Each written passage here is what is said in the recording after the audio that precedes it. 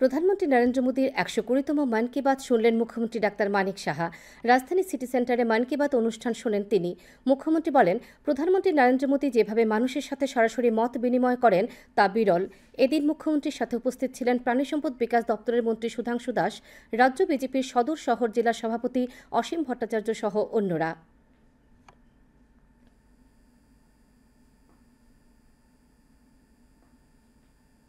শুধু ভারতবর্ষের না, ভারতবর্ষের কৃষ্টি সংস্কৃতি অন্যান্য যেসব দেশ আছে সেখানেও আজকে আমরা দেখলাম যে আমাদের সামনে নিয়ে আসলেন।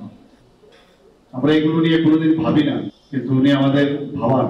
এখানে বারবার বলছেন যে পয়লা বৈশাখ আমরা সবাই জানি সামনের দিনে আসছে, এবং বিভিন্ন জায়গায় নতুন বর্ষ উপলক্ষে বিভিন্ন জায়গায় বিভিন্ন নামে এই যে নতুন বর্ষ সেটা শুরু হচ্ছে, এবং ওনার কাছে বিভিন্ন ভাবে চিঠিও দিয়েছেন, শুভেচ্ছা জানিয়েছেন যে আজকে ভারতবর্ষের সমস্ত যে আমরা অল আর ইউনাইটেড, এই যে ওনার কাছে শুভেচ্ছা পাঠিয়েছেন বিভিন্ন ভাষায়, তার জন্য উনি আমাদের এই বিষয়টা আমাদের কাছে জানালেন।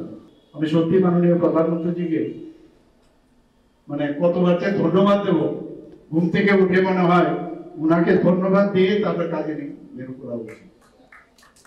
সবাই এখানে এক, আমরা জাতি জনজাতি সবাই মিলে, আপনারা দেখেছেন বিভিন্ন সময় বিভিন্ন ঘটনা হয়, একটা বিভেদ সৃষ্টি করার মধ্যে চেষ্টা করে অনেক লোক, কিন্তু আমরা চেষ্টা করি এই বিবিধতার মাধ্যমে আমরা যে সবাই এক, সেটা কিন্তু আগামী দিন আমরা এই ত্রিপুরাতে সেটাকে স্থাপন করবো।